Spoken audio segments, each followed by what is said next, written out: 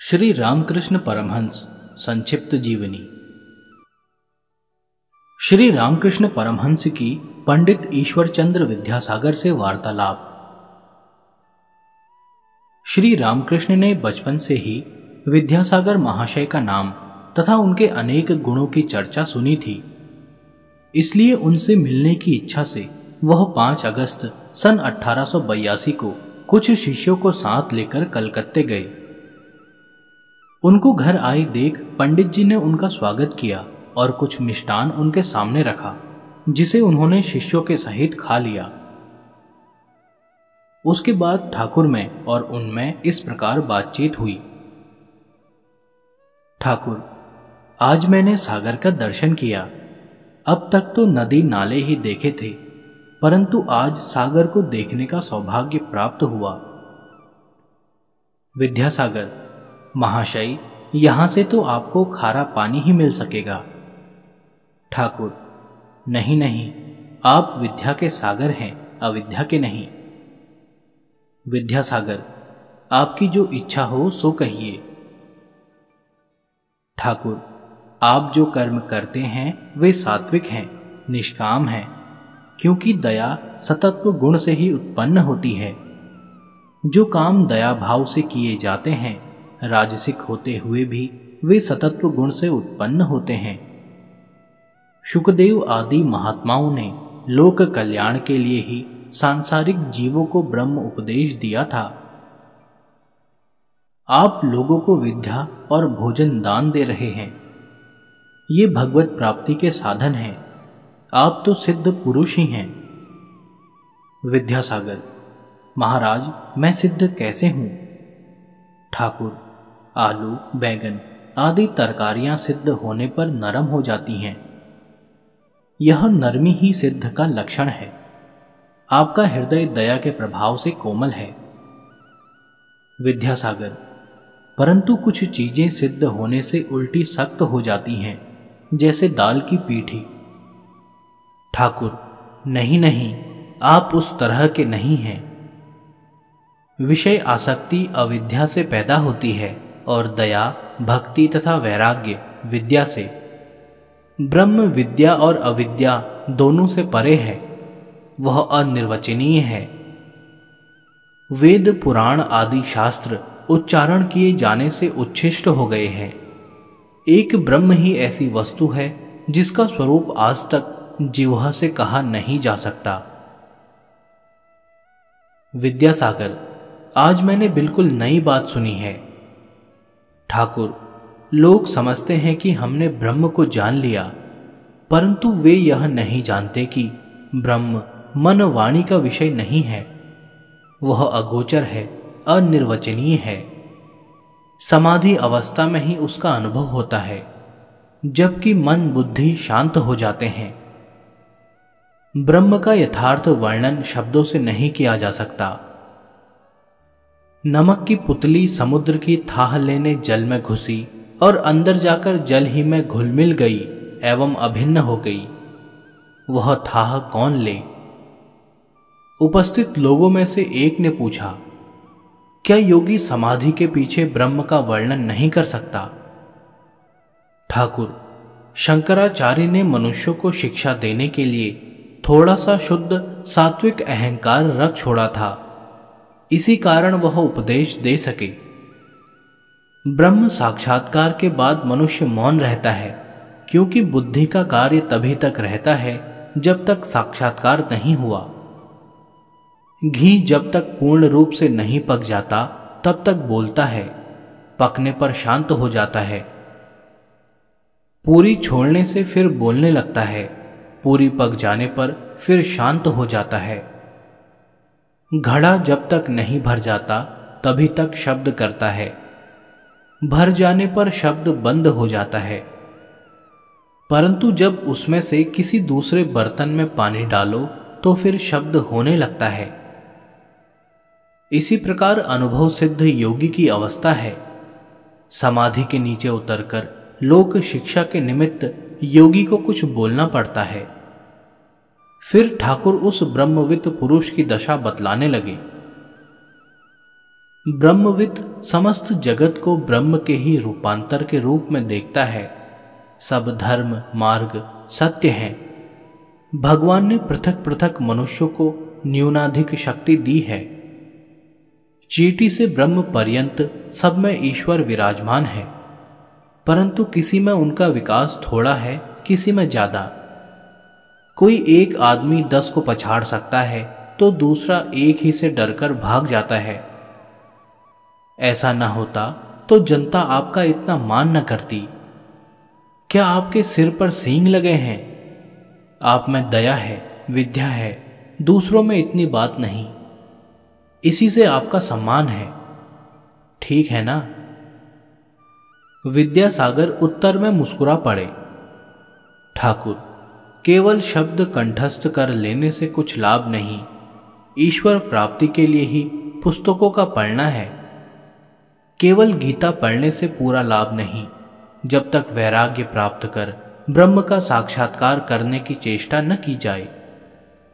गृहस्थ हो या सन्यासी, सभी को मन से विषय आसक्ति निकालनी होगी, तब ध्येय की प्राप्ति होगी। समाधि के बाद भी योगी को भक्ति की जरूरत है। अहम भाव समाधि में तो लीन हो जाता है, परंतु पीछे वह फिर आ घेरता है।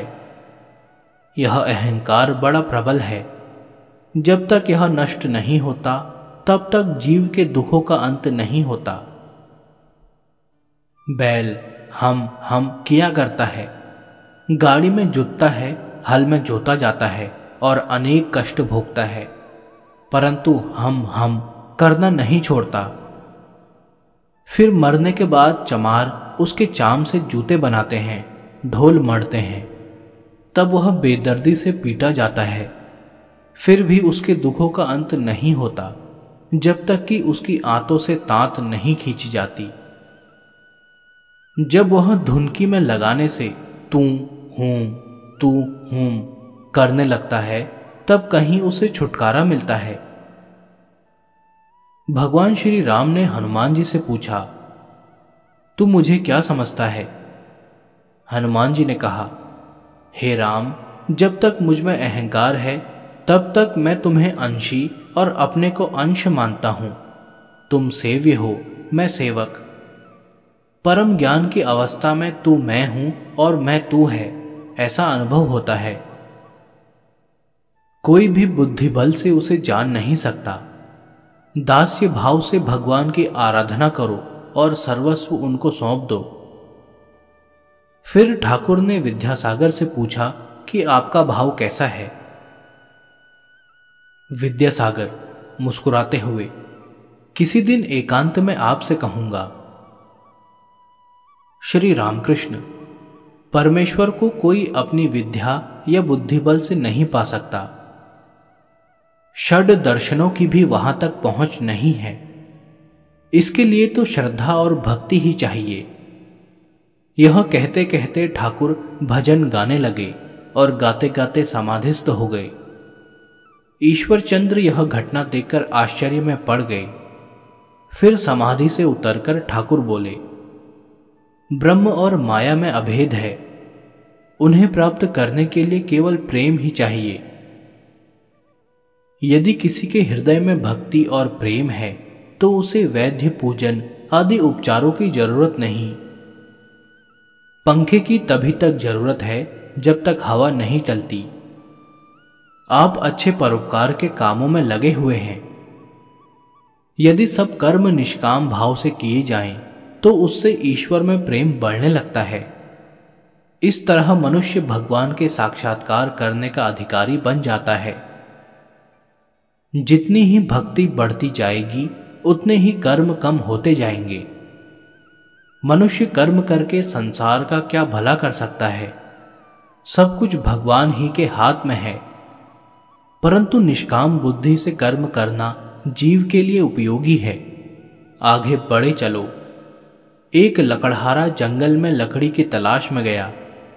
एक साधु ने उससे कहा कि आगे बढ़ा चला जा, चंदन के पेड़ों को ही पाकर वहीं न ठहर जाना। लकड़हारे को चलते चलते चंदन के वृक्ष मिले, परंतु साधु की बात पर विश्वास कर वह बढ़ता ही गया। आगे उसे चांदी की खान मिली और उससे भी आगे गया तो वह सोने की खान तक पहुंचा, और आगे गया तो उसे हीरे जवाहरात की खान मिली, जिसे पाकर वह बड़ा धनी बन गया। इस प्रकार धृति और उत्साह से निष्काम कर्म करते करते ईश्वर भक्ति प्राप्त होती है और परमात्मा की कृपा से स्वयं परात्पर ब्रह्म की उपलब्धि हो जाती है। इस प्रकार मनुष्य भगवान का दर्शन करता है और उनसे वैसे ही बातचीत करता है जैसे मैं आप लोगों से बातें कर रहा हूं। इन तत्व की बातों को सुनकर श्रोतागण मुग्ध हो गए। इसके बाद ठाकुर विदा हो शिष्यों सहित दक्षिणेश्वर चले गए। श्री रामकृष्ण अपने भक्तों के साथ बातचीत करते हुए कह रहे हैं कि लोग बात तो परम ज्ञान की करते हैं, परंतु तुच्छ नाशवान पदार्थों की आसक्ति नहीं छोड़ते। जब तक थोड़ी सी भी विषय आसक्ति रहेगी तब तक भगवान का साक्षात्कार असंभव है। सूत में तूस रहते वह सुई के छेद से नहीं निकल सकता। मनुष्य जितना ही भगवान के समीप पहुंचता जाता है उतनी ही उसे शांति सुख की प्राप्ति होती है। गंगा के निकट पहुंचने से शीतलता प्रतीत होती है। गंगा जल में स्नान करने से और भी अधिक शीतलता और प्रसन्नता का अनुभव होता है। फिर दूसरी बार ठाकुर कहने लगे, मैं देख रहा हूं वही परात्पर ब्रह्म नाना रूपों में क्रीड़ा कर रहे हैं, वही धर्मात्मा के रूप में लीला कर रहे हैं और वही ढोंगी एवं पापी का स्वांग बनाकर संसार में विचर रहे हैं। इसीलिए मैं कहता हूं, नारायण ही धर्मात्मा है, नारायण ही ढोंगी हैं, नारायण ही पापी और विषयी हैं। परंतु यह भाव ब्रह्म साक्षात्कार के बाद का है। पहले तो विवेक द्वारा चित्त में जगत के मिथ्यापन का निश्चय करके वैराग्य उत्पन्न करना होगा। विवेक और वैराग्य में चित्त स्थिर हो जाने पर संसार असत्य जान पड़ता है। वैराग्य से विषय आसक्ति का अत्यंत नाश होने पर ही ब्रह्म साक्षात्कार होता है। तदुपरांत यह स्पष्ट भान होने लगता है कि वही ब्रह्म अनेक रूपों से जगत में लीला कर रहे हैं, वही माया है और वही जगत रूप हैं, उनसे भिन्न और कुछ नहीं है। तब ब्रह्म और माया का भेद दूर हो जाता है।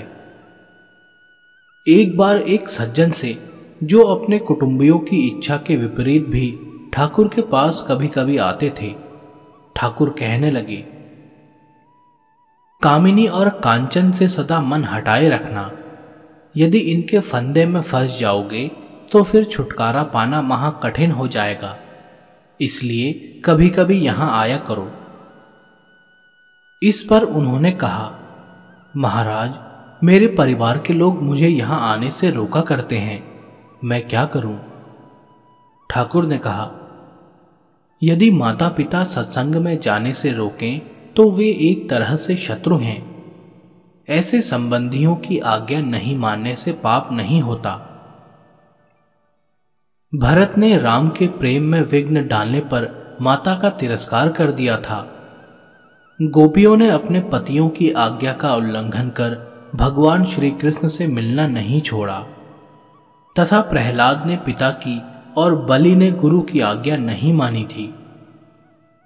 यदि अपना कोई कुटुंबी भगवत प्राप्ति के पथ में बाधक हो तो उसकी बात न मानने में पाप नहीं लगता। एक समय ठाकुर दक्षिणेश्वर में अकेले टहल रहे थे कि अचानक समाधि मग्न हो गए। उस समय कोई सहारा देने वाला न होने के कारण वह गिर पड़े, जिससे उनके बाएं हाथ की हड्डी टूट गई। चिकित्सा का प्रबंध किया गया, परंतु चोट सख्त होने के कारण पीड़ा बहुत होती थी। तथापि वह पीड़ा की परवाह न करके बीच बीच में समाधिस्थ हो जाते थे और शरीर की सुध भूल जाते थे।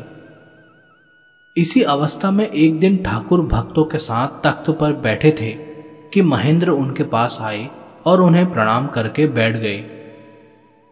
श्री रामकृष्ण जगन माता को संबोधन कर कहने लगे, मैं यंत्र हूं, तू यंत्री है, फिर भी यह घटना क्यों हुई? हे दयामयी, तूने मेरी बांह क्यों तोड़ दी? बहुत पीड़ा हो रही है। फिर कहने लगे, ओम ओम ओम। मां, क्या मैं बोल रहा हूं? ब्रह्म ज्ञान देकर मां मेरा बाह्य ज्ञान मत छीन। क्या मैं तेरा बच्चा नहीं हूं? ब्रह्म ज्ञान को मैं दूर से ही नमस्कार करता हूं। उसे उसी को दे जो इसकी चाह करता हो। हे आनंदमयी मां, हे आनंदमयी मां। यो कहते कहते वह रोने लगे। फिर कहने लगे, मां, क्या मैंने कुछ अनुचित काम किया था? मैं जो कुछ भी करता हूं तू ही तो सब कराती है। मैं तो यंत्र हूं, तू यंत्री है। तत्पश्चात वह बालक के समान मुस्कुराते हुए मनमानी बातें कहने लगे और बच्चों की तरह खेलने लगे। एक उपस्थित सज्जन से उन्होंने कहा, यदि ब्रह्म साक्षात्कार नहीं किया तो कुछ भी नहीं किया। ईश्वर प्राप्ति की महान कामना होनी चाहिए। भगवान ही हमारे पिता हैं, वही माता हैं। हम उनसे हट करके कह सकते हैं कि मुझे दर्शन दो, नहीं तो मैं आत्मघात करता हूं। मैं तो मां से कहा करता था, मां, मुझे दर्शन देना होगा। तू पतितों की ईश्वरी है, सारे जगत की मां है। क्या मैं जगत से बाहर हूं? मुझ में न ज्ञान है, न भक्ति, और न कोई साधन ही मुझसे बन पड़ता है। मैं कुछ नहीं जानता। हे दयामयी, अपनी असीम कृपा से मेरे पास आकर मुझे दर्शन दे। कुछ लोग शिवपुर से आए तो ठाकुर उनसे कहने लगे, पहले भगवान को प्राप्त करो, उनसे सुबह शाम हार्दिक प्रार्थना करो। जब तक मनुष्य संसार के विषयों में ही आसक्त है, तब तक उसे भगवत प्राप्ति की इच्छा ही नहीं होती। इतने में उनके बाह की पट्टी बांधने के लिए डॉक्टर मधुसूदन आ गए। ठाकुर उनसे कहने लगे, इस लोक और परलोक में मधुसूदन ही शरण्य है। डॉक्टर, मैं तो केवल नाम का ही भार ढो रहा हूं। ठाकुर, तुम्हें नाम को तुच्छ न समझना चाहिए। नाम और नामी में भेद नहीं।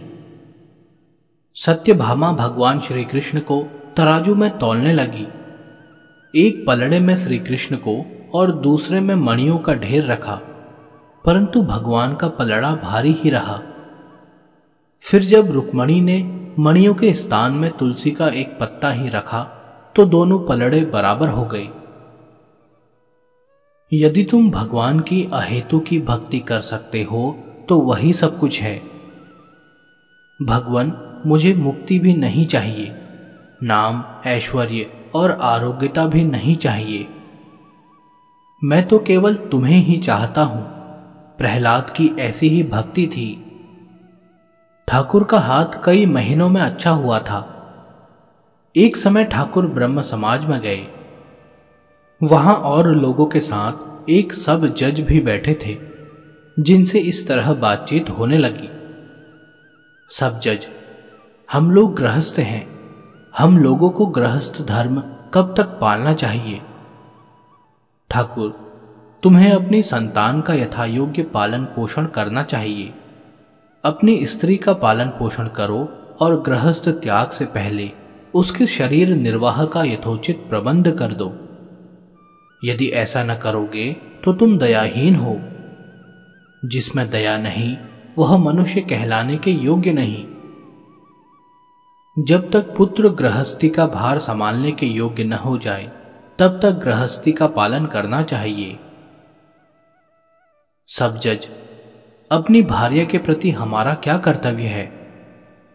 ठाकुर, अपने जीवन में उसे योग्य धार्मिक शिक्षा देनी चाहिए और उसका यथार्थ पालन पोषण करना चाहिए। यदि वह पतिव्रता है तो अपनी मृत्यु के पीछे उसके शरीर निर्वाह का यथोचित प्रबंध करना पति का धर्म है। परंतु यदि पुरुष भगवत प्राप्ति के लिए उन्मत्त हो जाए तो सारे धर्म और नियम क्षीण हो जाते हैं। उस अवस्था में भगवान ही उसके कुटुंब का पालन करते हैं। जब कोई धनी नाबालिग संतान छोड़कर मरता है तो उसे कोर्ट ऑफ वार्ड्स आप ही उसका प्रबंध करती हैं। सब जज: महाशय, क्या गृहस्थ में रहकर मनुष्य ईश्वर का साक्षात्कार कर सकता है? ठाकुर: अवश्य, गृहस्थ को तत्व ज्ञान हो सकता है और वह ईश्वर दर्शन भी कर सकता है। जब भगवान का नाम लेने और सुनने मात्र से ही रोमांच हो जाए और आंखों में सच्चे प्रेम के आंसू बहने लगे तो समझना चाहिए कि कामिनी कांचन में आसक्ति नहीं रही और ईश्वर का अनुभव हो गया है। यदि दिया सलाई सूखी होती है तो थोड़ी सी ही रगड़ से जल जाती है। गीली सलाई को कितना ही रगड़ो वह न जलेगी। भक्त: महाराज, यदि किसी ने अपने जीवन में तो ईश्वर का चिंतन बहुत किया हो परंतु मरते समय वह भगवत स्मरण न कर सके तो क्या उसका पुनर्जन्म होगा? ठाकुर: मनुष्य ईश्वर चिंतन तो करते हैं परंतु उनमें पूर्ण विश्वास और श्रद्धा नहीं होती। वे भगवान को भूल जाते हैं और उनकी विषयों में आसक्ति हो जाती है। जैसे हाथी स्नान के पश्चात फिर शरीर को धूल से भर लेता है, ऐसा ही मन का भी स्वभाव है। परंतु यदि हाथी को स्नान के बाद जंजीर से बांध दिया जाए तो वह धूल फेंकने में असमर्थ हो जाता है। इसी तरह यदि मनुष्य मृत्यु समय भगवान का चिंतन करे तो उसका मन शुद्ध हो जाता है, फिर उसे कामिनी कांचन में लिप्त होने का मौका ही नहीं मिलता। इस वार्तालाप के बाद ठाकुर दक्षिणेश्वर चले गए। एक दिन नंद बागान के ब्रह्म समाज ने ठाकुर को निमंत्रण दिया। ठाकुर राखाल, महेंद्र प्रभृति शिष्यों सहित वहां पधारे। एक ब्रह्म सदस्य ने ठाकुर से प्रश्न किया कि भगवान, मानसिक विकारों के वेग को रोकने का क्या उपाय है? ठाकुर: मन के सारे वेगों को भगवान की ओर लगा दो, अर्थात काम के वेग को परमात्मा से मिलने की तीव्र कामना में लीन कर दो। क्रोध उन पर करो जो भगवत की प्राप्ति में बाधक हों। लोभ परमेश्वर के दर्शन का ही रखो। मोह भी उन्हीं से करो और मम शब्द को अंतर्यामी परमेश्वर में ही जोड़ दो, जैसे मेरे कृष्ण, मेरे राम। यदि गर्व और अभिमान हो तो विभीषण की भांति गर्व करो। यह मस्तक जब श्री राम के सामने झुका है तो अब दूसरों के आगे नहीं झुकेगा। सज्जन, यदि वही हमसे सब कुछ कराते हैं तो फिर हम पाप कर्म के जिम्मेदार कैसे हो सकते हैं? ठाकुर: दुर्योधन ने भी ऐसा ही कहा था। हे कृष्ण, तुम ही हृदय में विराजमान हो, जैसा कराते हो वैसा ही करता हूं। जो निष्कपट भाव से समझता है कि कर्ता परमात्मा ही है, मैं नहीं हूं, तो फिर उससे कभी पाप कर्म बन ही नहीं सकते। निपुण नर्तकी कभी गलत पांव नहीं उठाएगी। जब तक हृदय एकदम पवित्र नहीं हो जाता तब तक भगवान के अस्तित्व में विश्वास ही नहीं होता। गिरीश चंद्र घोष बंगला के प्रसिद्ध नाट्यकार थे। वह कुसंग के कारण बीच में बहुत ही विषयी और पाश्चात्य शिक्षा के प्रभाव से बड़े देहात्मवादी हो गए थे। उन्हें पाश्चात्य सभ्यता से बड़ा प्रेम था, परंतु उस सभ्यता के अच्छे गुण ग्रहण न कर मनचले नवयुवकों की भांति उन्होंने उसके मदिरापान आदि दुर्गुण ही अपने जीवन में धारण कर लिए थे। इधर भारतीय सभ्यता तथा धर्म से गिरीश बाबू को घृणा हो गई थी। धर्म शिक्षक तथा धर्म के रक्षक कहलाने वाले मनुष्यों के ढोंग और कपट व्यवहार ने गिरीश बाबू के मन को इधर से हटा दिया था। इसलिए घोर नास्तिकता की ओर रुचि बढ़ने से वह भांति भांति के विषयों में रत हो गए थे। इस अवस्था में 14 साल बीतने पर समय ने पलटा खाया और कुछ ऐसे कारण उपस्थित हुए जिनसे गिरीश बाबू को अनेक दुखों और कष्टों का सामना करना पड़ा। देखा जाता है कि दुख और आपत्तियां मनुष्य के जीवन में उसका बड़ा उपकार करती हैं। बहुत से मनुष्य भीषण दुखों के आघात से ही जीवन को उच्च बनाने में समर्थ हुए हैं। यही दशा गिरीश की हुई। उन्होंने सुन रखा था कि तारकेश्वर में भगवान शिव आर्त मनुष्यों के संकट दूर कर देते हैं और जो दुखी जीव वहां धरना देकर उनकी शरण में जा पड़ते हैं, उनकी मनोकामना पूर्ण हो जाती है।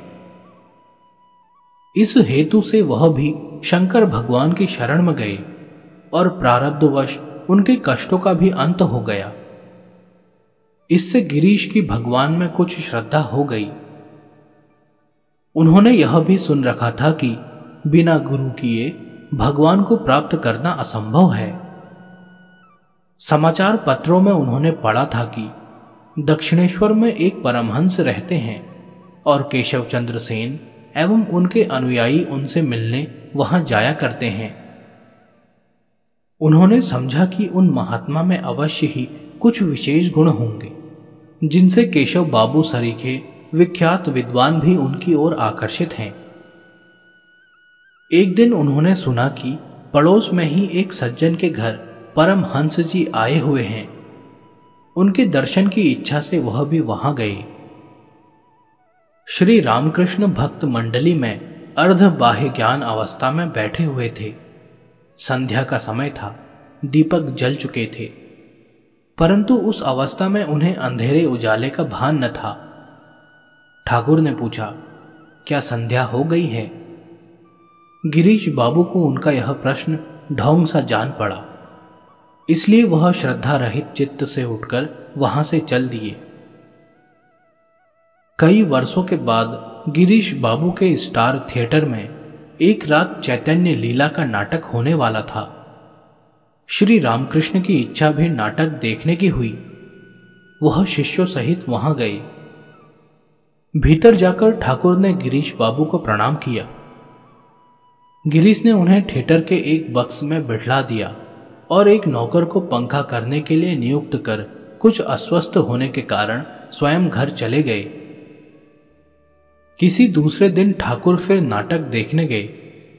गिरीश ने उन्हें भीतर बिठा दिया और स्वयं भी उनके पास कुर्सी पर बैठ गए। परमहंस जी ने कहा, तुम्हारे अंदर कई बुरी वासनाएं हैं। गिरीश जानते थे कि मेरा मन बहुत लंपट है।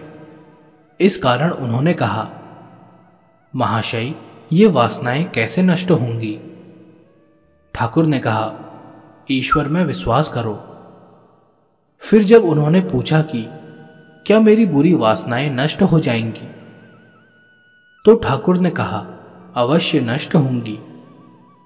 एक दिन उन्होंने ठाकुर से पूछा, भगवान, क्या मैं यही काम नाटक करता रहूं? ठाकुर ने कहा, किए जाओ।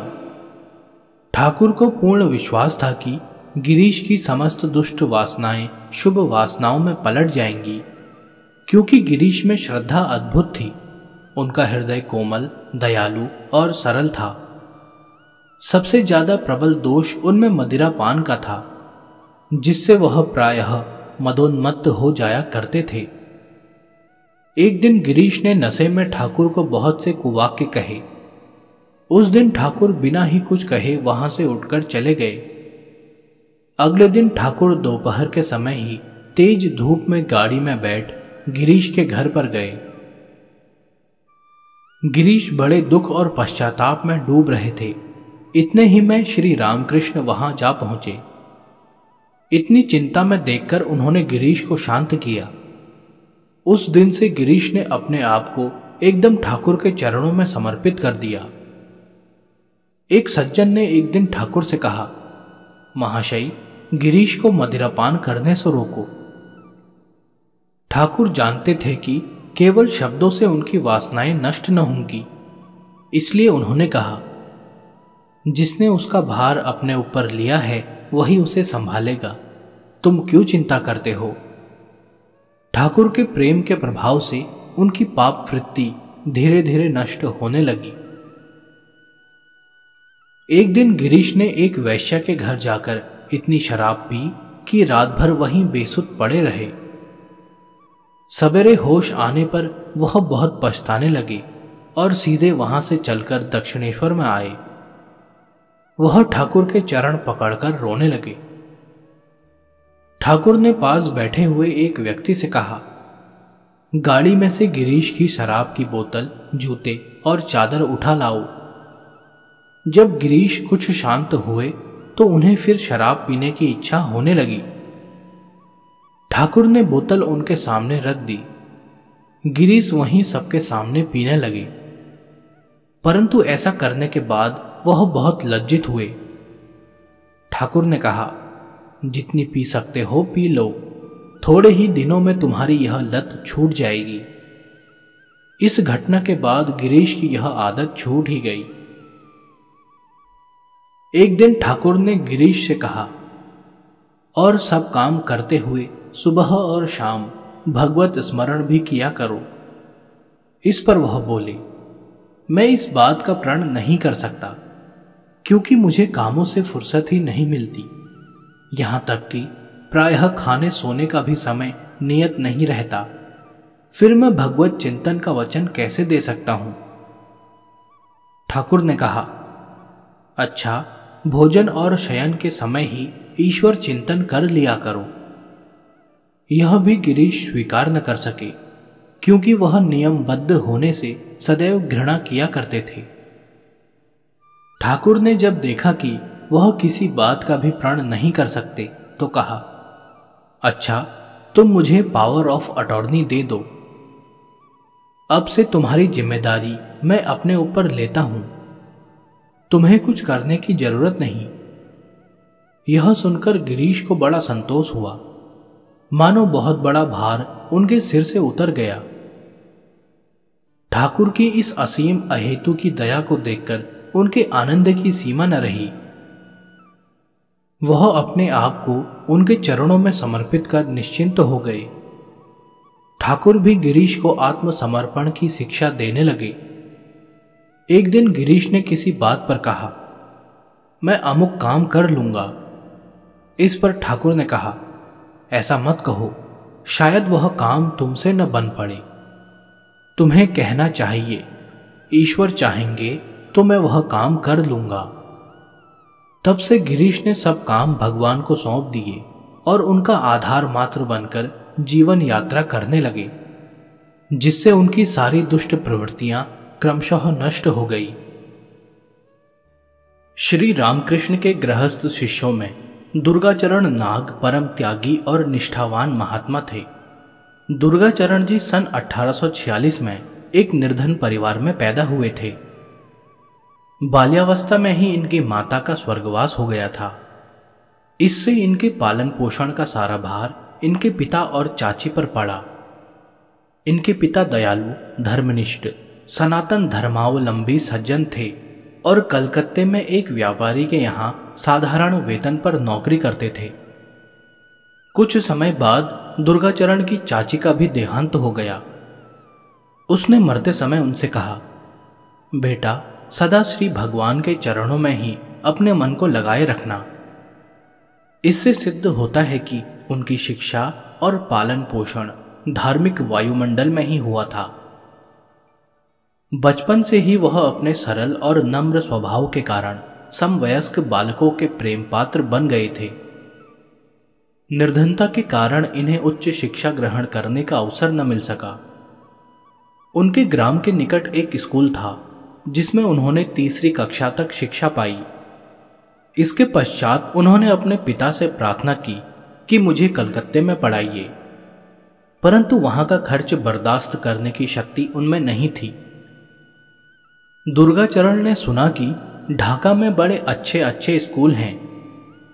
विद्या उपार्जन की तीव्र उत्कंठा होने के कारण उनके मन में वहां जाकर पढ़ने की इच्छा हुई। उन्होंने अपनी चाची से कहा, मैं कल ढाका पढ़ने जाऊंगा, सवेरे ही मेरे लिए भोजन तैयार कर देना। उसके बाद दूसरे ही दिन से वह प्रतिदिन पढ़ने को ढाका जाने लगे। सवेरे जाते और शाम को वापस घर आया करते। ढाका उनके ग्राम से 10 मील था, परंतु पढ़ने की इच्छा से वह रोज इतनी दूर जाने आने का कष्ट सुखपूर्वक सहने लगे। 1.25 वर्ष तक वह इस प्रकार वहां जाकर पढ़ते रहे। इतने दिनों में केवल 2 ही दिन वह गैर हाजिर रहे थे। अंत में उन्हें कलकत्ते में पढ़ने का मौका मिल गया और वह मेडिकल कॉलेज में भर्ती हो गए। 1.5 साल तक वहां उन्होंने चिकित्सा शास्त्र का अध्ययन किया। उसके पश्चात कलकत्ते में ही प्रसिद्ध डॉक्टर विहारी लाल भादुड़ी से होम्योपैथिक चिकित्सा की शिक्षा पूर्ण रीति से ग्रहण कर वह वहीं चिकित्सा करने लगे और थोड़े ही दिनों में अच्छे निपुण चिकित्सक हो गए। रोग के निदान करने की उनमें असाधारण शक्ति थी।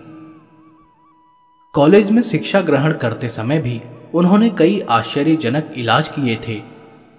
निर्लोभ भी इतने थे कि कभी किसी से उन्होंने अपनी नियत फीस नहीं मांगी। जिसने जो दे दिया ले लिया, वह भी 2 रुपए से ज्यादा नहीं। एक बार उन्होंने अपने पिता के मालिक के कुटुंब की एक स्त्री को बड़े कष्ट साध्य रोग से मुक्त किया। इस पर उन्होंने उन्हें कुछ धन देना चाहा, परंतु नाग महाशय ने उतना धन लेना अस्वीकार कर केवल 20 ही रुपए लिए।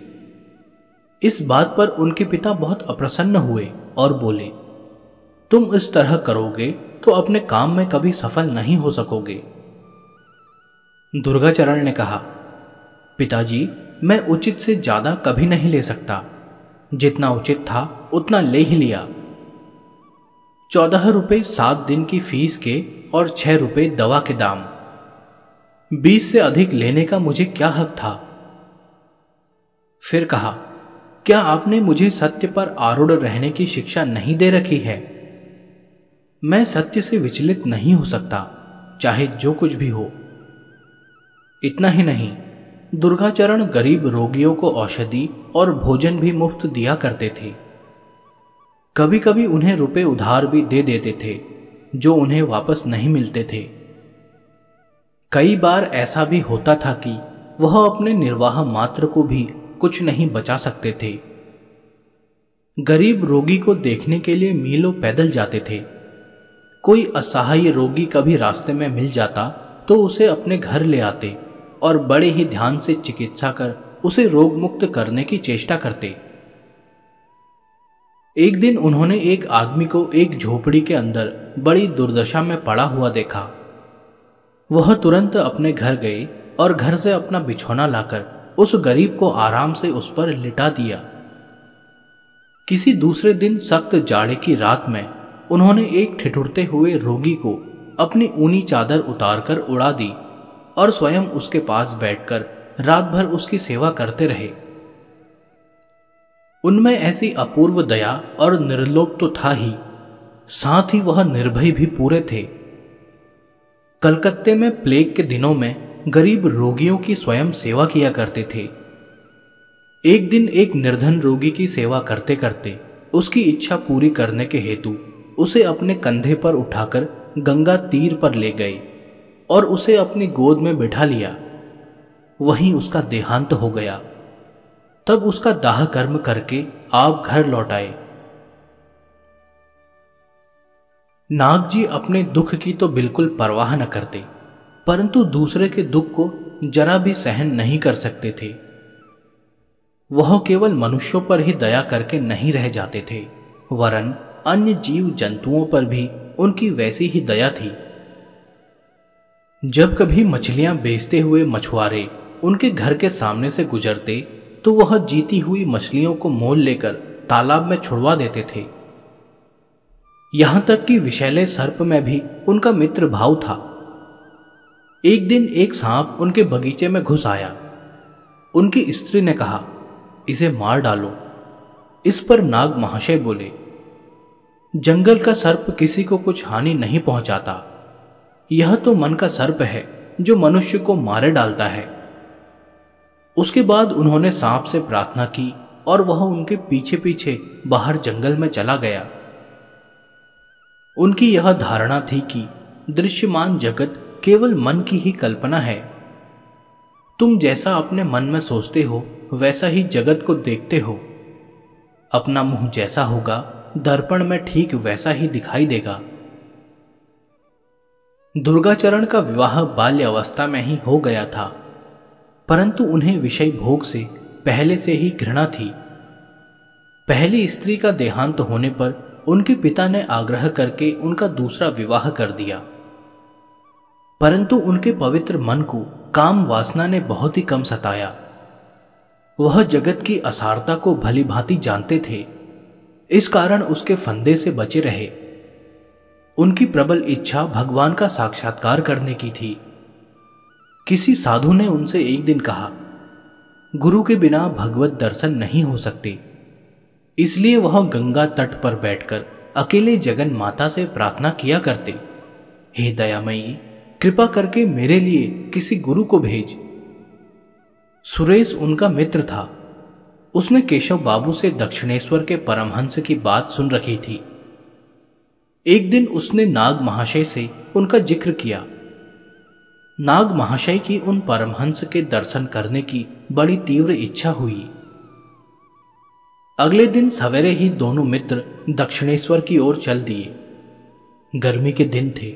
सूर्य भगवान अपनी तीक्ष्ण किरणों से धरातल को तपा रहे थे, परंतु ये दोनों मित्र उस कड़ाके की धूप में ही परमहंस से मिलने की इच्छा से दोपहर के 2 बजे दक्षिणेश्वर के फाटक पर जा पहुंचे और अंदर जाकर ठाकुर के कमरे के दरवाजे पर खड़े हो गए।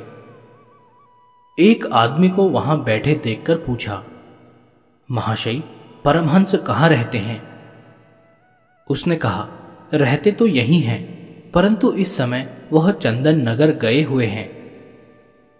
यह सुनकर वे निराश होकर लौटना ही चाहते थे कि भीतर से किसी ने उन्हें अंदर आने को कहा।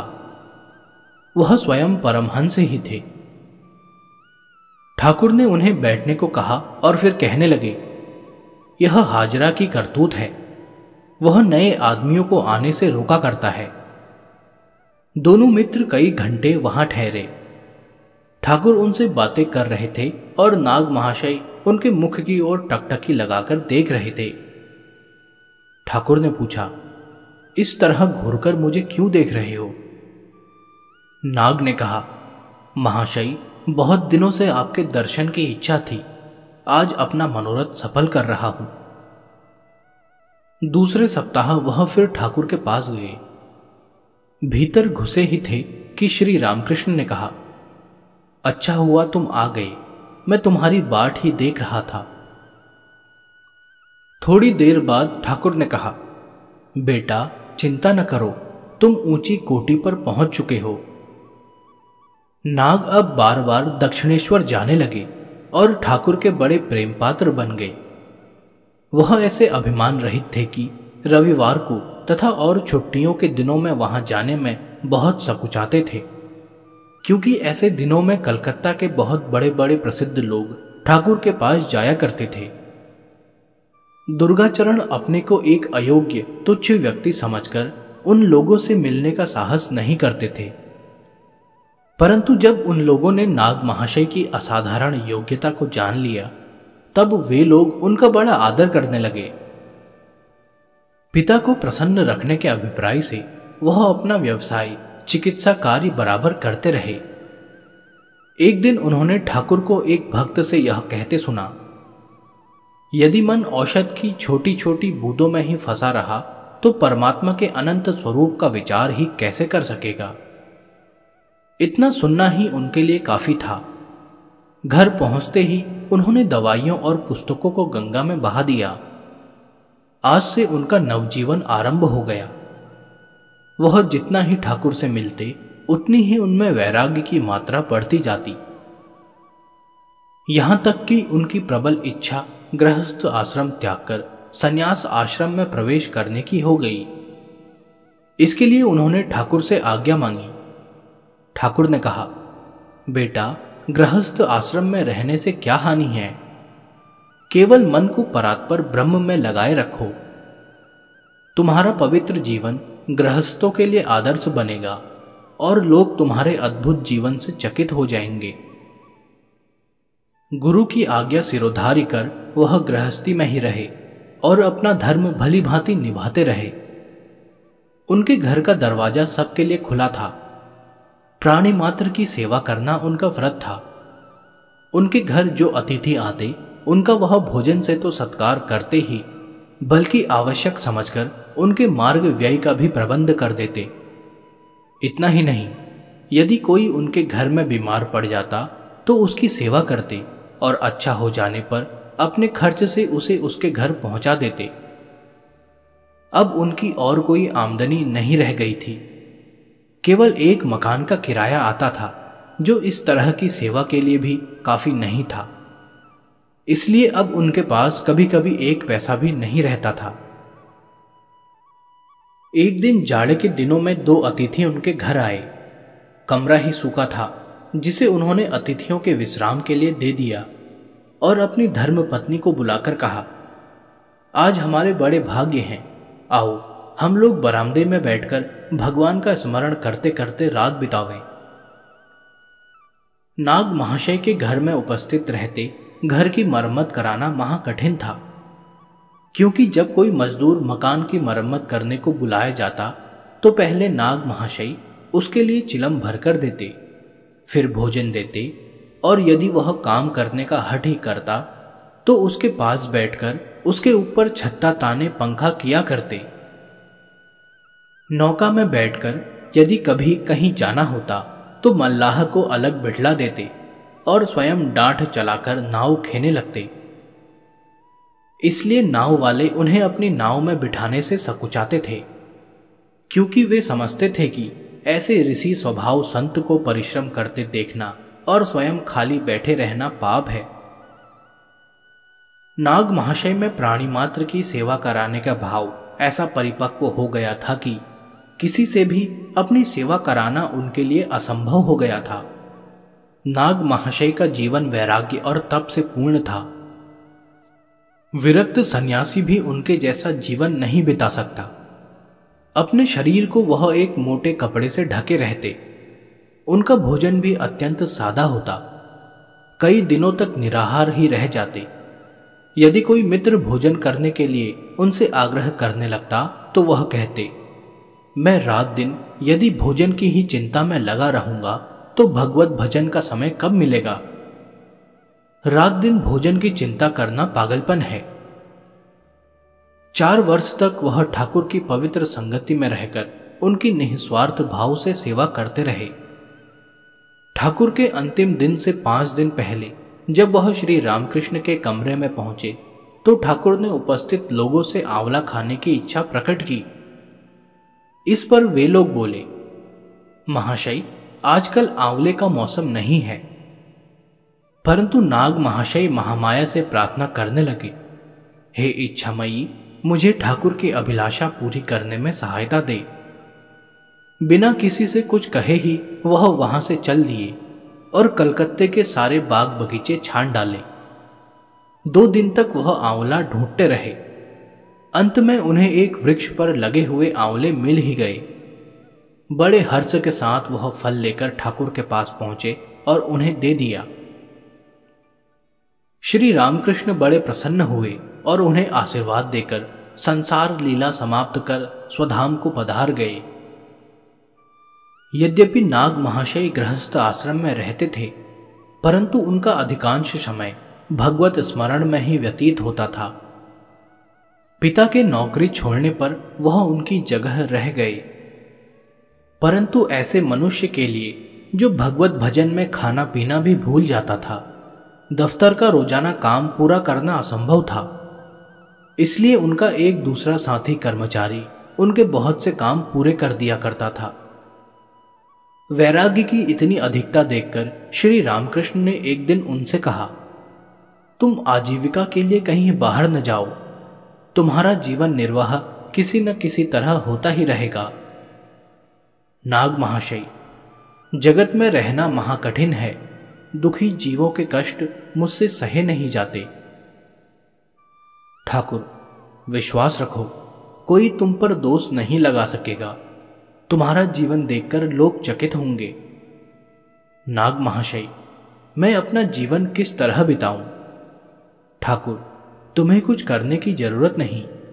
तुम्हारे लिए केवल साधु संग ही पर्याप्त है।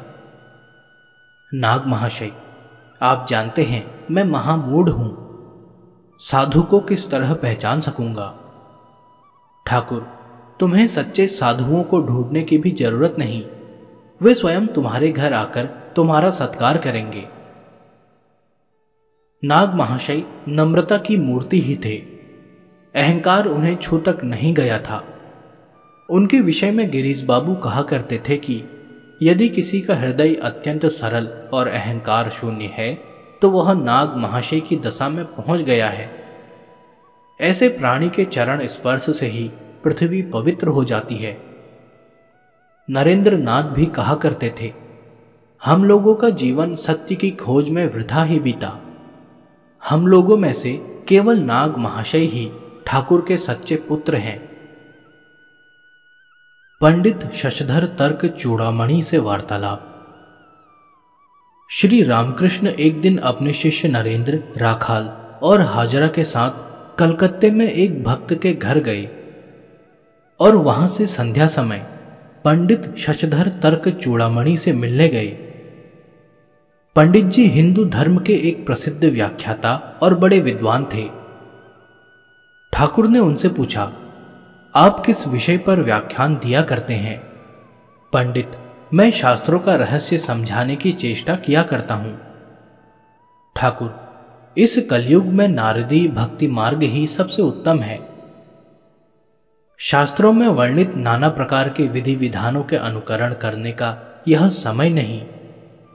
तुम्हारे व्याख्यानों का असर लोगों पर बहुत कम होता है, इसका तुम्हें शीघ्र ही अनुभव हो जाएगा।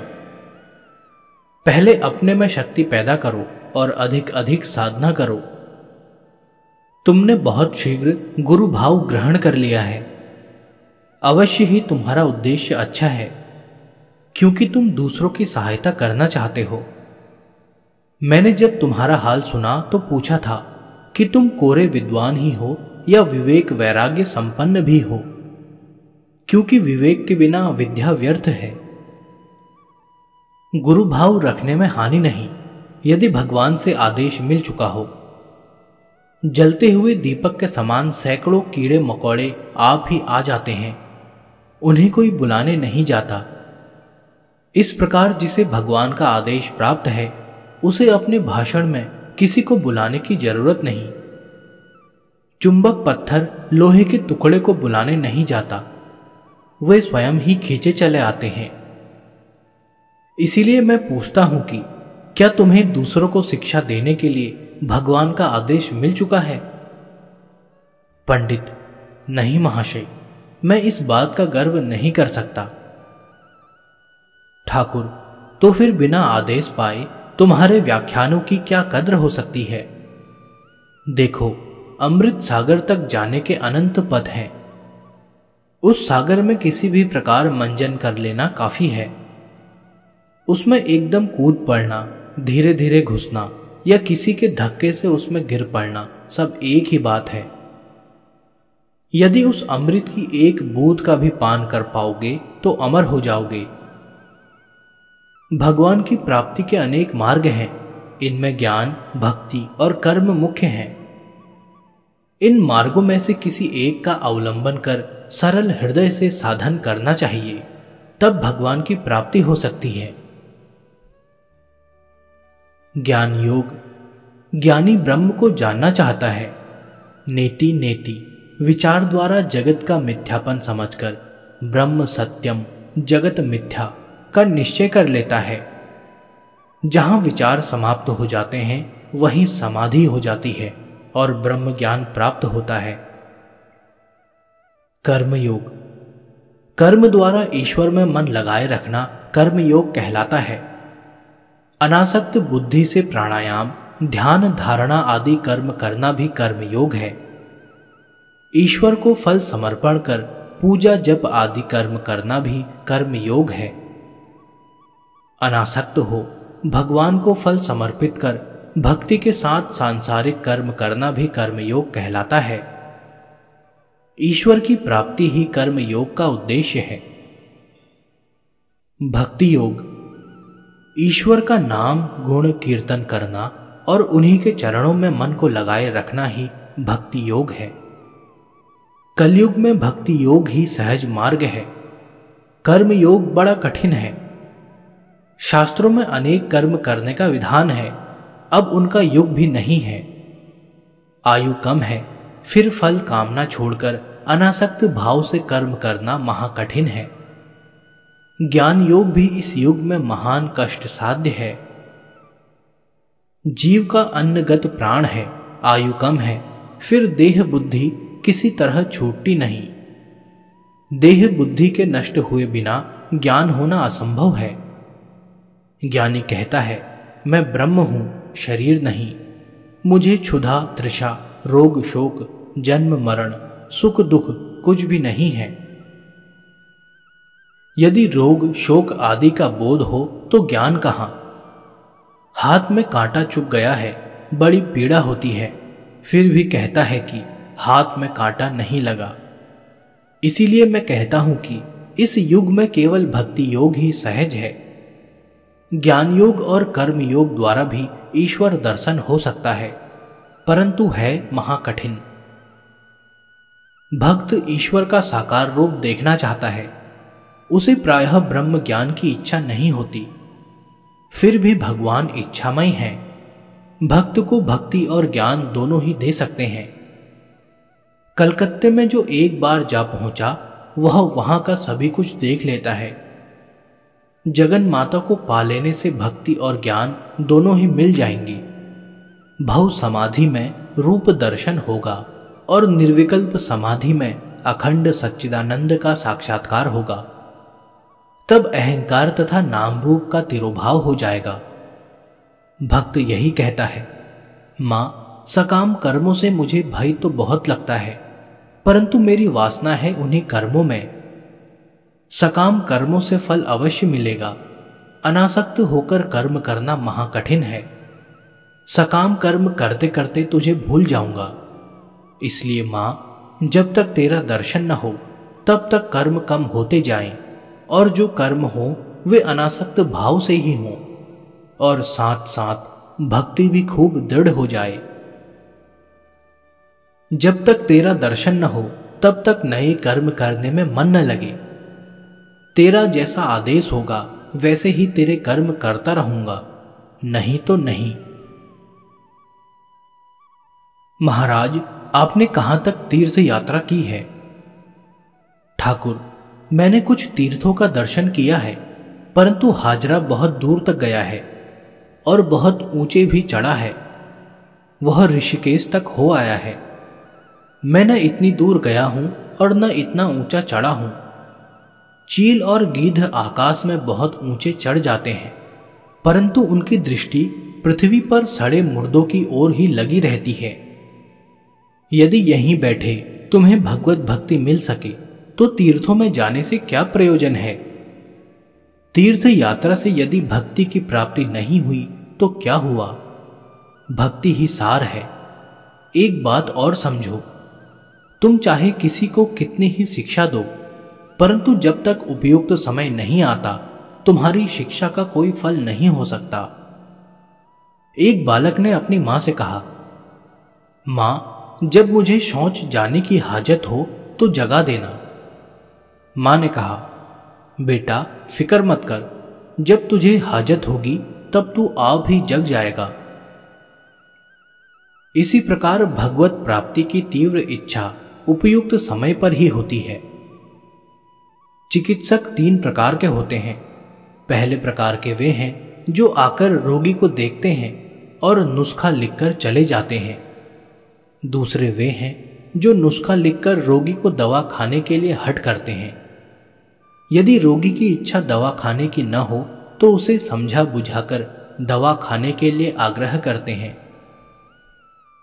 तीसरे वे हैं जो रोगी का हाथ पकड़कर यदि वह स्वयं न खाना चाहे तो उसे जबरदस्ती दवा खिलाते हैं। ऐसे ही 3 तरह के शिक्षक भी होते हैं। पहले प्रकार के वे होते हैं जो शिक्षा देकर चले जाते हैं, चाहे पीछे शिष्य उनके उपदेशों पर अमल करे या न करे। दूसरी तरह के वे हैं जो शिष्य को शिक्षा देने के उपरांत उसको अच्छी तरह समझाकर उस पर अमल करने के लिए आग्रह करते हैं। और तीसरी तरह के वे होते हैं जो शिष्य को बलात्कार से भी धर्म पथ पर चलने में सहायता करते हैं। पंडित, यदि उत्तम प्रकार के शिक्षक भी हैं तो आप क्यों कहते हैं कि यथार्थ समय आए बिना कुछ असर न होगा? ठाकुर, यदि औषधि पेट में न जाने पावे और मुंह से ही बाहर निकल पड़े तो फिर चिकित्सक क्या कर सकता है? ऐसी दशा में उत्तम वैद्य भी कुछ नहीं कर सकता। तुम्हें शिष्य के योग्यता अनुसार ही शिक्षा देनी चाहिए, परंतु तुम ऐसा नहीं करते। जब कोई लड़का मेरे पास आता है तो पहले मैं उसके कुटुंब का हालचाल पूछता हूं। मान लो उसके पिता नहीं है और पिता ऋण छोड़ गया है जो बेटे को देना पड़ेगा। इस दशा में वह लड़का भगवान में मन कैसे लगा सकता है? एक दिन दक्षिणेश्वर में कुछ सिख सिपाही आए और कहने लगे कि ईश्वर बड़ा दयालु है। मैंने पूछा, तुम किस तरह जानते हो कि वह दयालु है? उन्होंने कहा, वह हमारा पालन करता है और रक्षा करता है। मैंने कहा, इसमें क्या आश्चर्य है? यदि पिता पुत्र की रक्षा न करे तो क्या पराये लोग करेंगे? नरेंद्र, तो क्या हम भगवान को दयालु न कहें? ठाकुर, बेशक कहो। मेरा अभिप्राय यह है कि भगवान हमारे आत्मीय संबंधी हैं, पराये नहीं। पंडित, कैसे अमूल्य वचन है। ठाकुर अब विदा होकर चले गए। एक दिन पंडित शशधर अपने ज्येष्ठ भ्राता को साथ लेकर दक्षिणेश्वर गए। पंडित को देखकर ठाकुर भावावेश में आ गए। तत्पश्चात ठाकुर ने कहा, तुम विद्या संपन्न हो, मुझे कुछ सुनाओ। पंडित, मेरा हृदय विद्या की अधिकता के कारण शुष्क हो गया है। मैं आपके पास कुछ भक्ति लेने आया हूं, आप भी कुछ सुनाइए। ठाकुर, मैं क्या कह सकता हूं? ब्रह्म का यथार्थ वर्णन नहीं किया जा सकता। फिर ठाकुर भावावेश में जगन माता का एक गान गाने लगे। उसके बाद पंडित से कहने लगे कि और भी अधिक साधना करो और भगवान से सरल हृदय से भक्ति के लिए प्रार्थना करो। पढ़ने की अपेक्षा गुरुमुख से सुनना श्रेष्ठ है और सुनने की अपेक्षा भी साक्षात्कार करना श्रेष्ठतर है। उससे समस्त शंकाएं निवृत्त हो जाती हैं। यदि मन पवित्र न हुआ और भगवान के पाद पद्म में श्रद्धा भक्ति उत्पन्न न हुई तो पढ़ना सुनना सब व्यर्थ है। 3 दिन पीछे शशधर फिर ठाकुर से मिले। ठाकुर ने कहा, भक्ति 3 तरह की है, सात्विक, राजस और तामस। सात्विक भक्त तो ईश्वर ही जानते हैं, क्योंकि ऐसा भक्त अपने भावों तथा साधना को सदैव गुप्त रखता है। वह किसी को कुछ बतलाने की इच्छा नहीं करता। ऐसा भक्त आत्म अनुभव के बहुत निकट है। जो राजस भक्त हैं वे दूसरों को दिखाने की इच्छा रखते हैं, बड़े आडंबर के साथ पूजा आदि कर्म करते हैं, रेशमी धोती पहनकर पूजा घर में जाते हैं, रुद्राक्ष की माला, मोती और सोने के दानों सहित गले में धारण करते हैं। और तामस प्रकृति के भक्त ऐसे होते हैं जैसे डाकू किसी के घर पर डाका मारने जाए। वे शस्त्र आदि लेकर 10-20 पुलिस वालों का भी मुकाबला कर सकते हैं और मारो लूटो की गर्जना करते रहते हैं। इसी प्रकार के भक्त हर हर हर, बम बम या जय काली इत्यादि शब्दों की गर्जना करते हैं। इन लोगों में मन की बड़ी प्रबलता होती है और श्रद्धा भी अद्भुत। काली के उपासक इस तरह की श्रद्धा रखते हैं। वे कहते हैं कि काली का नाम एक बार ले लिया तो फिर पाप नहीं बन सकते। वैष्णव भक्त सदैव अपने को तुच्छ समझते हैं, सदा माला जपते रहते हैं और भगवान से प्रार्थना करते हैं कि प्रभु मुझ पर दया करो, मैं पापी हूं, अधम हूं इत्यादि। परंतु भक्त को पूरा दृढ़ विश्वास रखना चाहिए कि ईश्वर का नाम जपने से पाप कर्म ठहर ही नहीं पाते। यह कैसी मूर्खता है कि रात दिन नाम जप करते हैं और फिर भी पापों का स्मरण रखते हैं। तत्पश्चात ठाकुर गान गाने लगे, जिसका सारांश यह था कि मां, यदि मैं तेरा नाम उच्चारण करते करते प्राण त्याग करूं तो तू उस कठिन समय में मेरा त्याग नहीं कर सकती। ये बातें सुनते सुनते पंडित की आंखों से अश्रुधारा बहने लगी। ठाकुर की प्रेम अमृत वर्षा ने पंडित के हृदय को द्रवित कर दिया। ठाकुर भक्तों सहित नाचने गाने लगे और कहा, यह आध्यात्मिक साधना का आनंद है। संसारी लोग कामिनी कांचन में आनंद खोजते हैं। इस आध्यात्मिक साधना में जब भगवान के दर्शन होते हैं वही परम आनंद है, ब्रह्म आनंद है।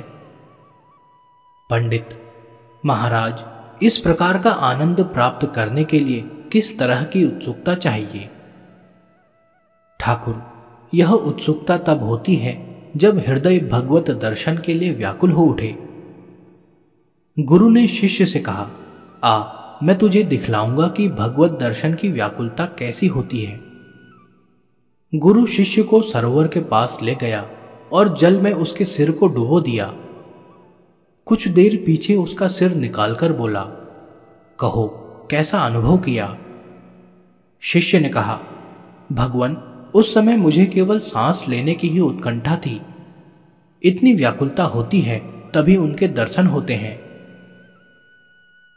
पंडित, अब यथार्थ रीति से स्पष्ट समझ में आया। ठाकुर, ईश्वर में प्रेम ही मुख्य और सार वस्तु है और सब गौण, केवल भक्ति ही चाहिए।